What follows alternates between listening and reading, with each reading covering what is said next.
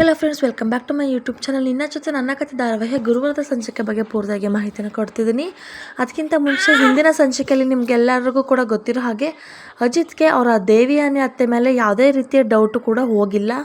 ಹಾಗೆ ಇದೆ, ಹೇಗಾದರೂ ಮಾಡಿ ಕಂಡುಹಿಡಿಯಲೇಬೇಕು ಅಂತ ಪಣನ ತೊಟ್ಟಿದ್ದಾರೆ. ಇನ್ನು ಇಲ್ಲಿ ಇವತ್ತಿನ ಸಂಚಿಕೆ ಬಗ್ಗೆ ಹೇಳೋದಾದರೆ, ಅಜಿತ್ ತಂಗಿ ಅಪೇಕ್ಷಾ ಅವರು ಅಶ್ವಿನಿಗೆ ಕಾಲ್ನ ಮಾಡಿ ಅತ್ತೆ ಹುಷಾರಾದ್ರ ಅಂತ ಕೇಳ್ತಾರೆ. ಎಚ್ಚರಿಕೆ ಆಗಿದೆಯಾ ಅಂತ. ಅಯ್ಯೋ, ಇನ್ನೂ ಅತ್ತೆಗೆ ಎಚ್ಚರ ಆಗಿಲ್ಲ ಪಾಪ, ಅದೇ ರೀತಿ ಪೇಷಂಟನ್ನು ಮಲ್ಕೊಂಡೇ ಇದ್ದಾರೆ, ನನಗಂತೂ ನೋಡೋಕ್ಕಾಗಿಲ್ಲ ಅಂತ ಇಲ್ಲಿ ಹೇಳ್ತಾಳೆ ಅಶ್ವಿನಿ. ಅದಕ್ಕೆ ಓ ಹೌದಾ ಅಂತ ತುಂಬಾ ಖುಷಿಪಟ್ಟು ಕೇಳ್ತಾಳೆ. ಅದಕ್ಕೆ ಯಾಕೆ ಅತ್ತೆ ಹುಷಾರಾಗಿಲ್ಲ ಅಂತ ಅಂದರೆ ನಿನಗೆ ತುಂಬಾ ಖುಷಿನಾ, ಅತ್ತೆ ಹುಷಾರಾಗಬಾರ್ದ ಅಂತ ಹೇಳಿದಾಗ, ಹಾಗಲ್ಲ, ಅತ್ತೆ ಹುಷಾರಾದರೆ ನನಗೂ ತುಂಬಾ ಖುಷಿನೇ. ಯಾಕಂದರೆ ನನ್ನ ಅಜಿತನ ಸ್ವಂತ ಮಕ್ಕಳ ಥರ ಅತ್ತೆ ಚಿಕ್ಕದ್ರಿಂದನೂ ನೋಡ್ಕೊಂಡಿದ್ದಾರೆ. ಆದರೆ ವಿಷಯ ಅದಲ್ಲ, ಅತ್ತೆ ಒಂದೇ ಒಂದಿನ ಹಾಸ್ಪಿಟಲಲ್ಲಿ ಇದ್ದಿದ್ದಕ್ಕೇ ಎಷ್ಟೆಲ್ಲ ಫಜೀತಿಯಾಗಿದೆ ಗೊತ್ತಾ.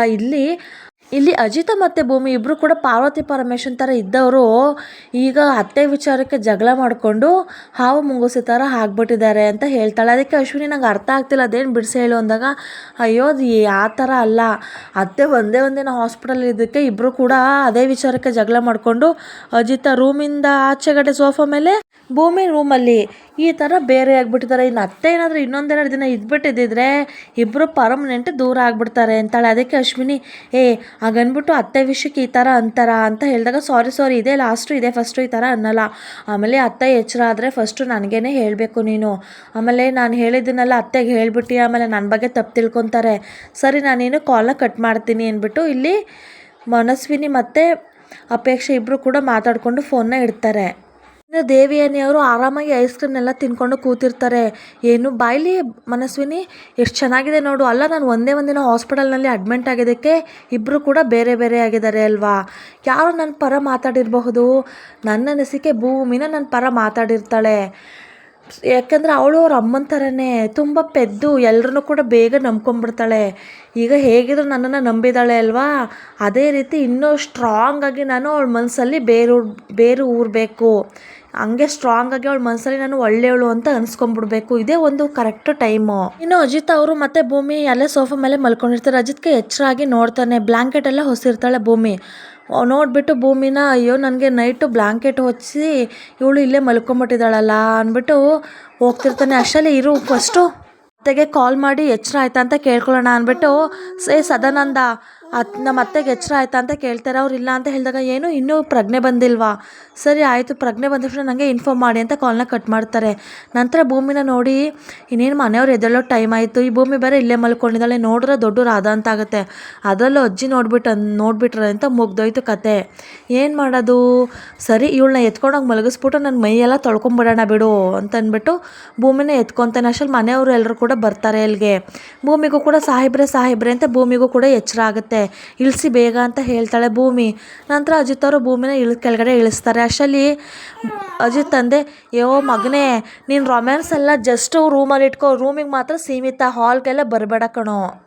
ಅಷ್ಟರಲ್ಲಿ ಅಪೇಕ್ಷಾ ಅವರು ಮನಸ್ಸಲ್ಲೇ ಅನ್ಕೋತಾರೆ, ಅಲ್ಲ ನೈಟು ಇವರಿಬ್ಬರು ಬೇರೆ ಬೇರೆ ಮಲಗಿದ್ದ ನೋಡ್ಬಿಟ್ಟು ಇಬ್ಬರು ಕಿತ್ತಾಡ್ಕೊಂಡಿದ್ದಾರೆ ಅಂತ ಖುಷಿಯಿಂದಿದ್ದೆ, ಈಗ ನೋಡಿದ್ರೆ ಇವರಿಬ್ಬರು ಸರ್ ಹೋದ್ರ, ಅಥ್ವಾ ನನ್ನ ಜನ್ಮಕ್ಕಿಷ್ಟು ಅಂತ ಬೈಕೊಂಡು ಸುಮ್ಮನಾಗ್ತಾರೆ.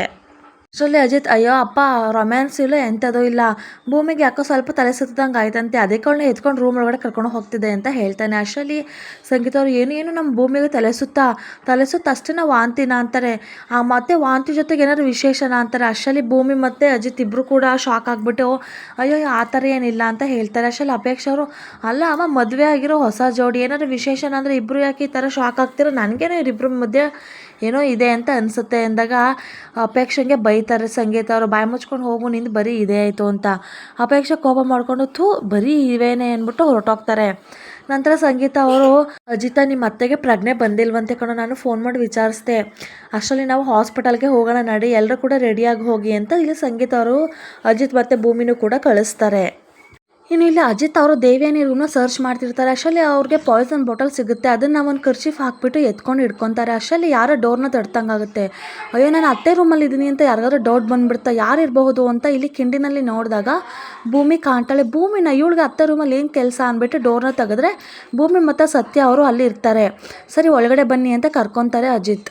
ಒಳಗಡೆ ಇಬ್ಬರು ಕೂಡ ಬರ್ತಾರೆ. ಏನು ಸಾಹೇಬ್ರೆ ನಿಮ್ಮದು ಡಿಟೆಕ್ಟಿವ್ ಕೆಲಸನ ಇಲ್ಲೂ ಕೂಡ ಶುರು ಹಚ್ಕೊಂಡ್ಬಿಟ್ರ ಅಂತ ಹೇಳಿದಾಗ ಆ ಕೈಯಲ್ಲಿದ್ದ ವಿಷದ ಬಾಟಲ್ನ ನೋಡಿಬಿಟ್ಟು ಇಲ್ಲಿ ಸತ್ಯ ಅವರು ಓ ಮೈ ಗಾಡ್ ಪಾಯ್ಸನ್ ಬಾಟಲ್ ನಿಮ್ಮ ಮತ್ತೆ ಇದನ್ನು ಮೊದಲೇ ಪ್ರಿಪೇರ್ ಮಾಡಿ ಇಟ್ಕೊಂಡಿದ್ರಾ, ಹೇಗೆ ಇದೆಲ್ಲ ಸಾಧ್ಯ ಅಂತ ಹೇಳ್ತಾನೆ. ಆ್ಯಕ್ಚುಲಿ ಈ ಭೂಮಿ ನನ್ನ ಅನಿಸಿಕೆ ಅತ್ತೆ ಏನಾದರೂ ಮೊದಲೇ ಇದಕ್ಕಿಂತ ಮುಂಚೆನೇ ಸೂಸೈಡ್ ಅಟೆಂಪ್ಟ್ಗೆ ಟ್ರೈ ಮಾಡಿದ್ರು ಅಂತ ಅನಿಸುತ್ತೆ ಎಂದಾಗ ಅಜಿತ್ ಅವರು ಚಾನ್ಸೇ ಇಲ್ಲ. ಯಾಕಂತಂದರೆ ಎಕ್ಸಾಮಲ್ಲಿ ಫೇಲ್ ಆದರು ಅಂತನೋ ಅಥವಾ ಯಾರಾದರೂ ಹುಡುಗಿ ಕೈ ಕೊಟ್ಲು ಅಂತನೋ ಸೂಸೈಡ್ ಅಟೆಂಪ್ಟ್ ಮಾಡಿದ್ರೆ ವಿಷ ಕುಡಿದು ಅದನ್ನು ಅತ್ತೆ ಸಹಿಸ್ತಾನೆ ಇರಲಿಲ್ಲ, ಅದನ್ನು ಖಂಡಿಸ್ತಿದ್ರು, ಅದನ್ನು ದ್ವೇಷಿಸ್ತಿದ್ರು. ಅಲ್ಲ ಇಂಥ ವಿಷಯಕ್ಕೆಲ್ಲ ಜೀವ ಕಳ್ಕೊತಾರ ಅಥು ಅಂತ ಬೈತಿದ್ರು. ಆ ಥರ ಇರೋ ನಮ್ಮ ಅತ್ತೆ ಅವರು ಸೂಸೈಡ್ ಅಟೆಂಪ್ಟ್ ಮಾಡಿದ್ದಾರೆ ಅಂದರೆ ನನಗೆ ಇವತ್ತಿಗೂ ಕೂಡ ನಂಬೋದಕ್ಕೆ ಆಗ್ತಿಲ್ಲ, ಎಲ್ಲೋ ಏನೋ ಮಿಸ್ ಆಗ್ತಿದೆ. ಅದನ್ನು ಕೇಳಿ ಭೂಮಿ ಹೌದಾ ಅಂಥ ಸ್ಥಿತಿಗೆ ನಾವು ಅವ್ರನ್ನ ದೂಕ್ಬಿಟ್ವ, ಅಂಥ ಅಸಹಾಯಕತೆಗೆ ನಾವು ಅವ್ರನ್ನ ಕಳಿಸ್ಬಿಟ್ವ, ಅದಕ್ಕೆ ಅವರು ಈ ರೀತಿ ಮಾಡಿದ್ರಾ ಅಂತ ಭೂಮಿ ಹೇಳ್ತಾಳೆ. ಅದಕ್ಕೆ ಯಾವುದೇ ಕಾರಣಕ್ಕೂ ಅದೇ ರೀತಿ ಆಗಿರೋದಿಲ್ಲ, ನಾವು ಅದನ್ನು ಕಂಡುಹಿಡಿಬೇಕು, ಪತ್ತೆ ಹಚ್ಚಬೇಕು ಅಂತ ಇಲ್ಲಿ ಅಜಿತ್ ಹೇಳ್ತಾನೆ. ಇನ್ನು ಇಲ್ಲಿ ಅಶ್ವಿನಿ ಅವರು ದೇವಯಾನಿನ ಕೇಳ್ತಿರ್ತಾರೆ, ಅಲ್ಲ ಮೇಡಮ್ ನೀವೇನೇ ವಿಷ ತಗೊಂಡೆ ಅಂತ ಇಷ್ಟೆಲ್ಲ ಆಯಿತು, ಬಟ್ ಅಜಿತ್ ಅವ್ರದ್ದು ಪೊಲೀಸ್ ಬುದ್ಧಿ, ಅವ್ರು ಏನಾದರೂ ಹೋಗಿ ನಿಮ್ಮ ರೂಮ್ನ ಸರ್ಚ್ ಮಾಡಿ ವಿಷದ ಬಾಟಲ್ ಏನಾದರೂ ಸರ್ಚ್ ಮಾಡಿದ್ರೆ ಏನು ಮಾಡೋದು ಅಂತ ಕೇಳಿದಾಗ ದೇವಯಾನಿ ಅವರು ನೋಡು ನಾನು ಅವ್ರಿಗಿಂತ ಚಾಲಾಕಿ ಇದ್ದೀನಿ, ನಾನು ಇಂಥದನ್ನೆಲ್ಲ ಮೊದಲೇ ಪ್ರಿಪೇರ್ನ ಮಾಡಿಟ್ಕೊಂಡಿರ್ತೀನಿ, ಕೆಟ್ಟದಕ್ಕೆಲ್ಲ ನಾನು ತುಂಬಾ ಒಳ್ಳೆ ಪ್ರಿಪೇರ್ನ ಮಾಡಿಟ್ಕೊಂಡಿರ್ತೀನಿ, ಆದರೆ ನಾನು ತೊಗೊಂಡಿದ್ದು ವಿಷ ಅಲ್ಲ ಸರ್ಫ್ ವಾಟರ್. ಬಿಡು ಅಶ್ವಿನಿ ತಲೆ ಕೆಡಿಸ್ಕೋಬೇಡ, ಆ ಅಜಿತ ಏನೇ ಮಾಡಿದ್ರು ಕೂಡ ಎಷ್ಟೇ ಟ್ರೈ ಮಾಡಿದ್ರು ಕೂಡ ನಾನು ವಿಷ ತೊಗೊಂಡಿಲ್ಲ ಅಂತ ಹೇಳೋದಕ್ಕೆ ಚಾನ್ಸೇ ಇಲ್ಲ, ಪ್ರೂವ್ ಮಾಡೋದಕ್ಕೂ ಕೂಡ ಆಗೋದಿಲ್ಲ, ಅಷ್ಟು ಸಮಯದಲ್ಲಿ ನಾನು ಅಷ್ಟೆಲ್ಲ ತಲೆನ ಓಡಿಸಿದ್ದೀನಿ ಅಂತ ಇಲ್ಲಿ ದೇವಯಾನಿ ಅವರು ಅಶ್ವಿನಿಗೆ ಹೇಳ್ತಾರೆ. ಇನ್ನು ಇಲ್ಲಿ ಅಜಿತ್ ಅವರು ದೇವಯಾನಿ ಅತ್ತೆ ವಿಷ ತಗೊಂಡಿದಾರ ಇಲ್ವಾ ಅದನ್ನು ನಾವು ಮೊದಲು ಕಂಡುಹಿಡಿಬೇಕು, ನನಗೇನೋ ಅನುಮಾನ ಅಂತ ಹೇಳಿದಾಗ ಭೂಮಿ ಯಾಕೆ ಸಾಹೇಬ್ರೆ ಈ ರೀತಿ ಹೇಳ್ತಿದ್ದಾರೆ, ಡಾಕ್ಟರೇ ಹೇಳಿದ್ರಲ್ಲ ಬಾಡಿಲಿ ಇದ್ದಿದ್ದಂತಹ ಪಾಯ್ಸನೆಲ್ಲ ನಾವು ಹೊರಗಡೆ ತೆಗ್ದಿದ್ದೀವಿ ಅಂತ, ಅದು ಅಲ್ಲದೆ ಅವರು ನಿಮಗೆ ಗೊತ್ತಿರೋ ಡಾಕ್ಟರ್ ತುಂಬ ಪರಿಚಯಸ್ಥರು ಅಂತ ಬೇರೆ ಅಂತೀರಾ, ಅಂಥದ್ರಲ್ಲಿ ದೇವಯಾನಿ ಅಮ್ಮನ ಬಗ್ಗೆ ಅನುಮಾನ ಪಡ್ತೀರಾ, ನೀವೇ ನೋಡಿದ್ರಲ್ಲ ಅವ್ರ ಬಾಯಲ್ಲೆಲ್ಲ ನೊರೆ ಬರ್ತಿದ್ದನ್ನ ಅದನ್ನ ನೋಡಿನೂ ನೀವು ಹೀಗಂತೀರಾ ಅಂತ ಕೇಳಿದಾಗ ಅಜಿತ್ ಅವರು ನಕ್ಕೊಂಡು ನೀನು ಅಮ್ಮ ಮಗಳು ಅಂತ ಯೋಚನೆ ಮಾಡೋ ರೀತಿಗೂ ನಾನು ಪೊಲೀಸ್ ಆಗಿ ನೀಟಾಗಿ ಯೋಚನೆ ಮಾಡೋ ರೀತಿಗೂ ತುಂಬಾ ಡಿಫ್ರೆನ್ಸ್ ಇದೆ ಅಂತ ಇಲ್ಲಿ ಅಜಿತ್ ಅವ್ರು ಹೇಳ್ತಾರೆ. ಅದಕ್ಕೆ ಭೂಮಿ ಆದರೂ ಸಾಹೇಬ್ರೆ ನೀವೇ ದೇವಯಾನಿ ಅಮ್ಮನ ಹಾಸ್ಪಿಟಲ್ಗೆ ಸೇರಿಸಿ ಅವ್ರು ಉಳಿಬೇಕು ಅಂತ ಅಂದ್ಬಿಟ್ಟು ಈಗ ನೀವೇ ಪತ್ತೇದಾರಿ ಕೆಲಸ ಮಾಡಿದ್ರೆ ಹೇಗೆ ಸಾಹೇಬ್ರೆ, ಮೊದಲು ಈ ಪತ್ತೇದಾರಿ ಕೆಲಸ ಮಾಡೋದನ್ನ ನಿಲ್ಲಿಸ್ಬಿಡಿ, ಇವಾಗ ದೇವಿಯಾನಿ ಅಮ್ಮ ಹುಷಾರಾಗಿ ಹಾಸ್ಪಿಟಲಿಂದ ಮನೆಗೆ ಬರಲಿ, ಆಮೇಲೆ ಏನಾದರೂ ಮಾಡ್ಕೊಳ್ಳಿ, ನೀವು ಈ ರೀತಿ ಪತ್ತೇದಾರಿ ಕೆಲಸ ಮಾಡ್ತಿರೋದು ಅಜ್ಜಿಗೆ ಏನಾದರೂ ಗೊತ್ತಾದ್ರೆ ತುಂಬಾ ಬೇಜಾರು ಮಾಡ್ಕೊತಾರೆ. ಸರಿ ಇವಾಗ ಇಲ್ಲೇ ಮಾತಾಡ್ಕೊಂಡು ನಿಂತ್ಕೋತಿರೋ ಅಥವಾ ಅಮ್ಮ ನೋಡೋಕೆ ಹಾಸ್ಪಿಟಲ್ಗೆ ಹೋಗೋಣ ಅಂತ ಹೇಳ್ತಾಳೆ ಭೂಮಿ. ಎಲ್ಲರೂ ಕೂಡ ನಡೀರಿ ಆಯಿತು ಅಂದ್ಬಿಟ್ಟು ಬರ್ತಾರೆ. ಇನ್ನು ಅಜಿತ್ ಮತ್ತು ಭೂಮಿ ಇಬ್ಬರು ಕೂಡ ಗಾಡಿನಲ್ಲಿ ಬರ್ತಿರ್ತಾರೆ. ಅಷ್ಟರಲ್ಲಿ ದೇವಸ್ಥಾನ ಸಿಗುತ್ತೆ. ಭೂಮಿ ನಿಲ್ಸಿ ಸಾಹೇಬ್ರೆ, ದೇವಿಯಾನಿ ಅಮ್ಮನ ಹೆಸರಲ್ಲಿ ಅರ್ಚನೆ ಮಾಡಿಸ್ಕೊಂಡು ಹೋಗೋಣ ಅಂತ ಭೂಮಿ ಅಜಿತ್ನೇ ಕರ್ಕೊಂಡು ಹೋಗ್ತಾಳೆ. ನಂತರ ಇಲ್ಲಿ ನಮ್ಮ ಅಮ್ಮನ ಹೆಸರಲ್ಲಿ ಅರ್ಚನೆ ಮಾಡಿಸ್ಬೇಕಿತ್ತು ಅಂತಾಳೆ. ನಂತರ ಅಜಿತ್ ಮುಖಾನ ನೋಡ್ಬಿಟ್ಟು ಸಾರಿ ನಮ್ಮ ಅಮ್ಮನ ಸ್ಥಾನದಲ್ಲಿ ಇರೋರು ಒಬ್ಬರು ಹಾಸ್ಪಿಟಲಲ್ಲಿ ಇದ್ದಾರೆ, ಅವ್ರ ಹೆಸರಲ್ಲಿ ಅರ್ಚನೆ ಮಾಡಬೇಕಿತ್ತು ಅಂತ ರಾಶಿ ನಕ್ಷತ್ರನೆಲ್ಲ ಹೇಳಿ ಅರ್ಚನೆ ಮಾಡಿಸೋದಕ್ಕೆ ಹೇಳ್ತಾಳೆ. ನಂತರ ಅಜಿತ್ ಅವ್ರ ಮನಸ್ಸಲ್ಲಿ ಅಲ್ಲ ನಾನು ಅತ್ತೆ ಹುಷಾರಾಗಲಿ ಅಂತ ನನಗೂ ಕೂಡ ಇದೆ, ಅತ್ತೆ ಹುಷಾರಾಗಬೇಕು, ಆದರೆ ಇಲ್ಲಿ ಅತ್ತೆ ಭೂಮಿನ ಕೊಲ್ಲೋದಕ್ಕೆ ಟ್ರೈ ಮಾಡಿದರು, ಆದರೂ ಆತಂಕ ನನಗಿದೆ, ಮುಂದೆ ಏನು ಮಾಡ್ತಾರೋ ಅನ್ನೋ ಆತಂಕನೂ ಕೂಡ ನನಗಿದೆ.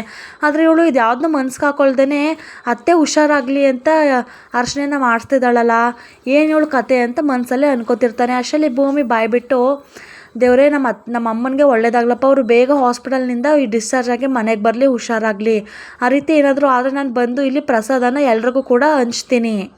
ನಂತರ ಅಜಿತ್ ಕೇಳ್ತಾನೆ, ಅಲ್ಲ ಭೂಮಿ ನೀನು ಯಾಕೆ ಅವ್ರಿಗೋಸ್ಕರ ಅರ್ಚನೆನ ಮಾಡಿಸ್ತಿದ್ಯಾ ಅಂತ ಹೇಳಿದಾಗ ನೋಡಿ ಸಾಹೇಬ್ರೆ, ನೀವು ಒಬ್ಬರು ಪೊಲೀಸಾಗಿ ಯೋಚನೆ ಮಾಡ್ತಿದ್ದೆ, ಆದರೆ ನಾನು ಒಬ್ಬಳು ನಾರ್ಮಲ್ ಮನುಷ್ಯಲಾಗಿ ಅವ್ರ ಮಗಳಾಗಿ ಯೋಚನೆನ ಮಾಡ್ತಿದ್ದೀನಿ. ದೇವಿಯಾನಿ ಅಮ್ಮ ನನಗೆ ಅಮ್ಮನ ಸ್ಥಾನನ ಕೊಟ್ಟರು, ಮತ್ತು ಅವರು ನಮ್ಮಮ್ಮ ಜೈಲಿಂದ ಹೊರಗಡೆ ಬರಲಿ ಅಂತ ದೇವಸ್ಥಾನದಲ್ಲಿ ಬಂದೆಲ್ಲ ಬೇಡ್ಕೊಂಡ್ರು, ಅದು ಅಲ್ದೇ ಅವ್ರು ಹೇಳಿದ್ರಲ್ಲ ತೆಪ್ಪದಲ್ಲಿ ಆಕಸ್ಮಿಕವಾಗಿ ಅದು ನಾನು ತಳ್ಳಿರಬಹುದು ಅಂತ, ಅವ್ರು ನನ್ನ ಕೈನ ಹಿಡ್ಕೊಂಡು ಕೂತಿದ್ರು ಸಾಹೇಬ್ರೆ, ಇಷ್ಟೆಲ್ಲ ಇಟ್ಕೊಂಡು ನಾವು ಅವ್ರನ್ನ ತಪ್ಪು ಅಂತ ಹೇಳೋದಿಲ್ಲ, ನೀವು ಕೂಡ ಅದೇ ರೀತಿ ಸ್ವಲ್ಪ ದಿನ ಇದ್ಬಿಡಿ. ನಂತರ ಇಬ್ಬರು ಕೂಡ ದೇವಸ್ಥಾನದಿಂದ ಹಾಸ್ಪಿಟಲ್ಗೆ ಹೊರಡ್ತಾರೆ. ಇನ್ನು ಇಲ್ಲಿ ಅಶ್ವಿನಿ, ಅಲ್ಲ ಮೇಡಮ್, ಹೊರಗಡೆ ಎಲ್ಲರೂ ಕೂಡ ನಿಮಗೋಸ್ಕರ ವೆಯ್ಟ್ ಮಾಡ್ತಿದ್ದಾರೆ, ನೀವು ನೋಡ್ರೆ ಅಷ್ಟು ಆರಾಮಾಗಿ ಕೂತಿದ್ದೀರಲ್ಲ, ಸತ್ತೇ ಹೋದ್ರೇನೋ ಅನ್ನೋ ಥರ ಟೆನ್ಷನ್ ಮಾಡ್ಕೊಂಡಿದ್ದಾರೆ ಅಂತ ಹೇಳಿದಾಗ, ಮಾಡ್ಕೊಳ್ಳಿ ಚೆನ್ನಾಗಿ ಟೆನ್ಷನ್ನ ಮಾಡ್ಕೊಳ್ಳಿ, ಇನ್ನೊಂದು ಸಲ ನನ್ನ ವಿಚಾರಕ್ಕೆ ಬರಬೇಕು ಅಂದರೆ 1000 ಸಲ ಯೋಚನೆ ಮಾಡಬೇಕು ಅಂತ ಇಲ್ಲಿ ದೇವಿಯಾನಿ ಹೇಳ್ತಾರೆ. ಅದಕ್ಕೆ ಅಶ್ವಿನಿಯವರು 1000 ಸಲ ಅಲ್ಲ ಮೇಡಮ್, 1,00,000 ಸಲ ಯೋಚನೆ ಮಾಡಬೇಕು, ಆ ರೀತಿ ಅವ್ರಿಗೆ ಟಾರ್ಚರ್ನ ಕೊಡ್ತಿದ್ದೀರಾ, ಇದು ಒಂಥರ ಮಜವಾಗಿದೆ, ಸರಿ ಇಲ್ಲೇ ಇರಿ, ನಾನು ವಾಶ್ರೂಮ್ಗೆ ಹೋಗಿದ್ದು ಬರ್ತೀನಿ ಅಂತ ಇಲ್ಲಿ ಅಶ್ವಿನಿಯವ್ರು ಹೋಗ್ತಾರೆ. ಅಷ್ಟರಲ್ಲಿ ದೇವಿಯಾನಿಯವರು, ಸರಿ ನಾನು ಕೂಡ ರೆಸ್ಟ್ ಮಾಡ್ತೀನಿ ಮಲ್ಕೊಂಡು ಅಂತ ದೇವಿಯಾನಿಯವರು ಬೆಡ್ ಮೇಲೆ ಮಲ್ಕೊತಾರೆ. ಸರಿ ಅತ್ತೆಗೆ ಏನಾದರೂ ಕಾನ್ಷಿಯಸ್ ಬಂತಾ ಅಂತ ಇಲ್ಲಿ ಅಜಿತ್ ಕೇಳ್ತಾನೆ. ಅದಕ್ಕೆ ಇಲ್ಲ ಕಣೋ ಅಂತಾರೆ. ಅಷ್ಟರಲ್ಲಿ ಅಪ್ಪ ಅಣ್ಣ ಎಲ್ಲಿ ಅಂತ ಕೇಳಿದಾಗ ಅವರಿಬ್ಬರು ಕೂಡ ಡಾಕ್ಟರ್ನ ವಿಚಾರಿಸ್ಕೊಂಡು ಬರೋಕ್ಕೆ ಹೋಗಿದ್ದಾರೆ, ಇನ್ನೂ ಇಷ್ಟೊತ್ತಾದರೂ ಪ್ರಜ್ಞೆ ಬಂದಿಲ್ವಲ್ಲ ಅದಕ್ಕೆ ಅಂತ ಹೇಳ್ತಾರೆ. ನಂತರ ಇಲ್ಲಿ ಭೂಮಿ, ಅಮ್ಮ ನಾನು ಮತ್ತು ಅಜಿತ್ ಇಬ್ಬರು ಕೂಡ ದೇವಸ್ಥಾನಕ್ಕೆ ಹೋಗಿ ಅರ್ಚನೆನ ಮಾಡಿಸ್ಕೊಂಬಂದಿದ್ವಿ, ನಾನು ಹೋಗಿ ಅವ್ರಿಗೆ ಕುಂಕುಮ ಇಟ್ಟು ಬರ್ತೀನಿ ಅಂತ ಹೇಳಿದಾಗ ಅವ್ರ ಅಜ್ಜಿ, ಬೇಡ ನೀನೇನು ಅಲ್ಲಿ ಅವಳ ಹತ್ರ ಹೋಗ್ಬೇಡ ಅಂತ ಬೈತಾರೆ. ಅಷ್ಟರಲ್ಲಿ ಸಂಗೀತವರು, ಯಾಕಮ್ಮ ಈ ರೀತಿ ಹೇಳ್ತೀಯ, ಅವಳು ದೇವಸ್ಥಾನಕ್ಕೆ ಹೋಗಿ ಅರ್ಚನೆ ಮಾಡಿಸ್ಕೊಂಡು ಬಂದಿದ್ದಾಳೆ, ಅವಳು ಮಾಡಿರೋ ಪೂಜಾ ಫಲಕ್ಕೋಸ್ಕರನಾದರೂ ಅವಳಿಗೆ ಎಚ್ಚರ ಆಗ್ಬೋದಲ್ವ ದೇವಿಯನಿಗೆ, ಹೋಗಲಿ ಬಿಡಮ್ಮ ಅಂತ ಇಲ್ಲಿ ಭೂಮಿನ ಒಳಗಡೆ ಕಳಿಸ್ತಾರೆ. ಭೂಮಿ ದೇವಿಯಾನಿ ಹತ್ರ ಬಂದು ಹಣೆಗೆ ದೇವಿಯಾನಿಯವ್ರಿಗೆ ಕುಂಕುಮನ ಇಡ್ತಾರೆ. ಅಷ್ಟರಲ್ಲಿ ದೇವಿಯಾನಿಯವರು ಸಡನ್ನಾಗಿ ಕಣ್ಣ ಬಿಟ್ಟು ನೋಡ್ತಾರೆ. ಅದು ನೋಡಿ, ಅಮ್ಮ ಅತ್ತೆ ಎಲ್ಲರೂ ಕೂಡ ಬನ್ನಿ, ದೇವಿಯಾನಿ ಅಮ್ಮಂಗೆ ಎಚ್ಚರ ಆಯಿತು ಅಂತ ಭೂಮಿ ಕೂಕೊಂಡು ಹೊರಗಡೆ ಬರ್ತಾರೆ. ಅಷ್ಟರಲ್ಲಿ ದೇವಿಯಾನಿಯವರು, ಅಯ್ಯೋ ಇವಳಾತು, ನಾನೆಲ್ಲೋ ಅಶ್ವಿನಿ ಅಂತ ಅನ್ಕೊಂಡ್ಬಿಟ್ಟೆ, ಹಾಳಾದವಳು ಎಲ್ಲನೂ ನೋಡ್ಬಿಟ್ಟಿರ್ತಾಳೆ, ನಾನು ಬೇರೆ ಡ್ರಿಪ್ಸ್ ಹಾಕ್ಕೊಂಡಿಲ್ಲ, ಮಾಸ್ಕ್ ಹಾಕ್ಕೊಂಡಿಲ್ಲ, ಜೊತೆಗೆ ಹಾರ್ಟ್ ಬೀಟ್ ಬೇರೆ ನಿಂತೋಗಿದೆ ಇಲ್ಲಿ ಮಿಷಿನು, ಏನು ಮಾಡೋದನ್ನೆಲ್ಲ ನಾನೇ ಹಾಕ್ಕೊಂಬಿಡ್ಲಾ, ಟೈಮ್ ಬೇರೆ ಇಲ್ಲ, ಹಾಳಾದವಳು ಈಗಲೇ ಬರಬೇಕಿತ್ತ, ನಾನು ಏನು ಮಾಡೋದು, ಸದ್ಯ ಹೆಂಗೋ ಮ್ಯಾನೇಜ್ ಮಾಡೋದ್ರಾಯ್ತು ಅಂದ್ಬಿಟ್ಟು ದೇವಿಯಾನಿಯವರು ಹಾಗೆ ಮಲ್ಕೊತಾರೆ. ಅಷ್ಟರಲ್ಲಿ ಮನೆಯವರೆಲ್ಲರೂ ಕೂಡ ಒಳಗಡೆ ಹೋಗ್ತಾರೆ. ದೇವಿಯಾನಿ ಆರಾಮಾಗಿದೆಯಮ್ಮ ಅಂತ ಹೇಳ್ತಾರೆ. ಅಷ್ಟರಲ್ಲಿ ದೇವಿಯಾನಿಯವರು ಎದ್ದು ಕುತ್ಕೋತಾರೆ ಕೆಮ್ಕೊಂಡು. ಅಷ್ಟರಲ್ಲಿ ನೀರು ಕೊಡ್ಲಾ ಅಂತ ಸಂಗೀತವ್ರು ಕೇಳಿದಾಗ ಬೇಡ ಅಂತ ಹೇಳ್ತಾರೆ. ನಂತರ ಸಂಗೀತವರು, ಅಜಿತ ನಿಮ್ಮ ಅಪ್ಪನಿಗೆ ಮತ್ತು ಮಾವನಿಗೆ ಹೇಳು ದೇವಿಯಾನಿಗೆ ಪ್ರಜ್ಞೆ ಬಂದಿದೆ ಅಂತ ಕಾಲ್ ಮಾಡು ಅಂತಾರೆ. ಅಷ್ಟರಲ್ಲಿ ಅಜಿತ್ ಅವರು ಕಾಲ್ ಮಾಡಿ ಹೇಳ್ತಾರೆ, ಅದಕ್ಕೆ ಯಾಕೆ ನನ್ನನ್ನು ಉಳಿಸಿದ್ರಿ, ನಾನು ಯಾಕೆ ಇರಬೇಕು ಇಷ್ಟೆಲ್ಲ ಅನುಮಾನ ಪಟ್ಟ ಮೇಲೆ ಅಂತ ಇಲ್ಲಿ ದೇವಿಯಾನಿಯವರು ಗೋಳು ಅಂತ ಇರ್ತಾರೆ. ನಂತರ ಅವ್ರ ಮಾವ ಮತ್ತು ಎಲ್ಲರೂ ಕೂಡ ಡಾಕ್ಟರ್ ಕೂಡ ಬರ್ತಾರೆ. ಡಾಕ್ಟರ್ ಚೆಕ್ ಮಾಡಿಬಿಟ್ಟು ಇವರು ಪರ್ಫೆಕ್ಟ್ಲಿ ಆಲ್ ರೈಟ್, ಇವರು ಆರಾಮಾಗಿದ್ದಾರೆ ಇವಾಗ ಅಂತ ಹೇಳ್ತಾನೆ. ಅಷ್ಟರಲ್ಲಿ ಇಲ್ಲಿ ಅಪೇಕ್ಷಾ ಅಂದರೆ ಅಜಿತ್ ತಂಗಿಯವ್ರು ಹೇಳ್ತಾರೆ, ಅಲ್ಲ ಡಾಕ್ಟರ್, ಆಕ್ಸಿಜನ್ ಮಾಸ್ಕ್ ಹಾಕಿಲ್ಲ, ಪಲ್ಸ್ ರೇಟ್ ಚೆಕ್ ಮಾಡಿಲ್ಲ, ಹಾರ್ಟ್ ಬೀಟ್ ಬರ್ತಿಲ್ಲ, ಏನಂದರೆ ಏನೂ ಹಾಕಿಲ್ಲ ನೀವು, ನಮ್ಮ ಅತ್ತೆಗೇನಾದರೂ ಹೆಚ್ಚು ಕಮ್ಮಿ ಆದರೆ ಏನು ಮಾಡೋದು, ಹಾಕಬೇಕು ತಾನೇ ಅಂತ ಕೇಳ್ತಾರೆ. ಅಷ್ಟರಲ್ಲಿ ಡಾಕ್ಟರ್, ಆ ರೀತಿ ಏನಿಲ್ಲ, ಎಲ್ಲನೂ ಕೂಡ ನೆನ್ನೆ ಹಾಕಿದ್ವಿ, ಇವಾಗ ಅವರು ಆರಾಮಾಗಿದ್ದಾರೆ ಅಂತ ಎಲ್ಲರೂ ಕೂಡ ಕರಿತಿರೋ ಡಾಕ್ಟರ್ ಹೊರಟೋಗ್ತಾರೆ. ಅಜಿತ್ ಅದನ್ನು ಗಮನಿಸ್ತಾನೆ. ನಂತರ ಸಂಗೀತವರು, ಅಲ್ಲ ಕಣೆ ಅಪೇಕ್ಷಾ, ಎಲ್ಲಿ ಏನು ಮಾತಾಡಬೇಕು ಅಂತ ಗೊತ್ತಿಲ್ವಾ, ಬಾಯಿ ಮುಚ್ಕೊಂಡು ಸ್ವಲ್ಪ ನೀನು ನಿಂತ್ಕೋ ಅಂತ ಬೈತಾರೆ. ನನಗೆ ಬದುಕಿರೋಕ್ಕೆ ಇಷ್ಟ ಇಲ್ಲ, ಆದರೂ ಕೂಡ ನನ್ನ ಉಳಿಸ್ಕೊಂಡಿದ್ದೀರಲ್ಲ ಅಂತ ದೇವಿಯಾನಿಯವರು ಹೇಳ್ತಾರೆ. ಅದಕ್ಕೆ ಭೂಮಿಯವರು, ಅಮ್ಮ ಈ ರೀತಿ ಎಲ್ಲ ಮಾತಾಡಬೇಡಿ, ಸುಮ್ಮನಿರಿ, ನೆನ್ನೆ ನಿಮ್ಗೆ ಆ ಥರ ಆದಾಗಿಂದ ನಾವೆಲ್ಲ ಜೀವನ ಕೈಯಲ್ಲಿ ಇಟ್ಕೊಂಡು ಕಾಯ್ತಿದ್ದೀವಿ, ನಿಮ್ಗೆ ಯಾವಾಗ ಎಚ್ಚರ ಆಗುತ್ತೆ ನಿಮ್ಮ ಜೊತೆ ಮಾತಾಡಬೇಕು ಅಂತ, ನೀವು ನೋಡ್ರಿ ಈ ರೀತಿ ಅಂತಿದ್ದೀರಿ ಅಂತಾರೆ. ಅಷ್ಟರಲ್ಲಿ ದೇವಿಯಾನಿಯವರು, ನನಗೆ ಯಾರ ಜೊತೆ ಮಾತಾಡೋಕ್ಕೆ ಇಷ್ಟ ಇಲ್ಲ, ಯಾರು ಕೂಡ ಇಲ್ಲಿ ಇರಬೇಡಿ, ಹೋಗಿ ನೀವು ಇಲ್ಲೇ ಏನಾದರೂ ಮಾಡ್ಕೊಂಡು ಸತ್ತು ಹೋಗ್ತೀನಿ ಅಂತಾಳೆ. ಅದಕ್ಕೆ ಮನೆಯವರೆಲ್ಲರೂ ಕೂಡ ಸುಮ್ಮನೆ ಇರು ದೇವಿಯಾನಿ, ಆಗಿದ್ದಾಯಿತು ಅಂತಾರೆ. ಅಷ್ಟರಲ್ಲಿ ದೇವಿಯಾನಿಯವರು, ನಾನು ನಿಜವಾಗ್ಲೂ ಸತ್ತು ಹೋಗ್ತೀನಿ ನೀವು ಈ ಥರ ಎಲ್ಲ ಕೇಳಿದ್ರೆ, ನನಗೆ ಆಗ್ತಿಲ್ಲ ನೀವೆಲ್ಲ ಇರೋದು, ಎಲ್ಲರೂ ಆಚೆಗಡೆ ಹೋಗಿ ದಯವಿಟ್ಟು ನಾನು ಯಾವ ಮುಖ ಇಟ್ಕೊಂಡು ನಿಮ್ಮ ಮನೆಗೆ ಬರಲಿ, ನಂಗೆ ಬರೋಕ್ಕೆ ಇಷ್ಟ ಇಲ್ಲ ಅಂದ್ಬಿಟ್ಟು ಪಕ್ಕದಲ್ಲೇ ಇದ್ದಂತಹ ಒಂದು ಸಿಸರ್ನ ಎತ್ಕೊಂಡು ಚುಚ್ಕೊಳ್ಳೋದಕ್ಕೆ ಅಂತ ಹೋಗ್ತಾರೆ. ಮನೆಯವರೆಲ್ಲರೂ ಕೂಡ ತಡೀತಾರೆ. ಅಷ್ಟರಲ್ಲಿ ಶ್ರವಣ್ ಅವರು ಜೋರಾಗಿ ಕಿರ್ಚ್ಬಿಟ್ಟು, ಸರಿ ಆಯಿತು, ಇವಾಗೇನು ನಾವು ಇಲ್ಲಿ ಇರಬಾರ್ದು ತಾನೆ, ನಾವೆಲ್ಲರೂ ಕೂಡ ಹೋಗ್ತೀವಿ, ಆದರೆ ನಿನ್ನ ಜೊತೆ ಯಾರು ಇರ್ತಾರೆ ಈ ಪರಿಸ್ಥಿತಿನಲ್ಲಿ ಬಿಟ್ಟು ಹೋಗೋಕ್ಕೆ ಅಂತ ಕೇಳ್ತಾರೆ. ನೀವು ಯಾರು ನನ್ನ ಜೊತೆ ಇರಬೇಡಿ, ಯಾರು ಕೂಡ ನನ್ನ ಕಣ್ಮುಂದೆ ಕಾಣಿಸ್ಕೋಬೇಡಿ, ಅಶ್ವಿನೊಬ್ಳನ್ನ ಬಿಟ್ಟು ಇನ್ನೆಲ್ಲರೂ ಕೂಡ ದಯವಿಟ್ಟು ಹೊರಟೋಗಿ ಅಂತಾರೆ. ನಂತರ ಸರಿ ಆಯಿತು ಎಲ್ಲರೂ ಕೂಡ ಹೋಗ್ತೀವಿ ಅಂದ್ಬಿಟ್ಟು ಹೊರಗಡೆ ಹೋಗ್ತಾರೆ. ಇನ್ನು ಅಜಿತ್ ಅವರು ದೇವಿಯಾನಿನ ಗುರಾಯಿಸ್ಕೊಂಡು ಡೌಟಲ್ಲೇ ಹೊರಗಡೆ ಹೋಗ್ತಾರೆ. ಫ್ರೆಂಡ್ಸ್, ಇವತ್ತಿನ ಎಪಿಸೋಡ್ ಇಲ್ಲಿಗೆ ಮುಗಿಸ್ತಾ ಇದ್ದೀನಿ. ಮುಂದಿನ ಎಪಿಸೋಡ್ ತುಂಬಾ ಇಂಟ್ರೆಸ್ಟಿಂಗ್ ಆಗಿದೆ. ನಿಮಗೂ ಕೂಡ ನೆಕ್ಸ್ಟ್ ಎಪಿಸೋಡ್ನ ನೋಡಬೇಕು ಅಂತಿದ್ರೆ ಸಬ್ಸ್ಕ್ರೈಬ್ ಮಾಡ್ಕೊಂಡು ನನ್ನ ವಿಡಿಯೋನ ಫಾಲೋ ಮಾಡಿ. Thank you for watching.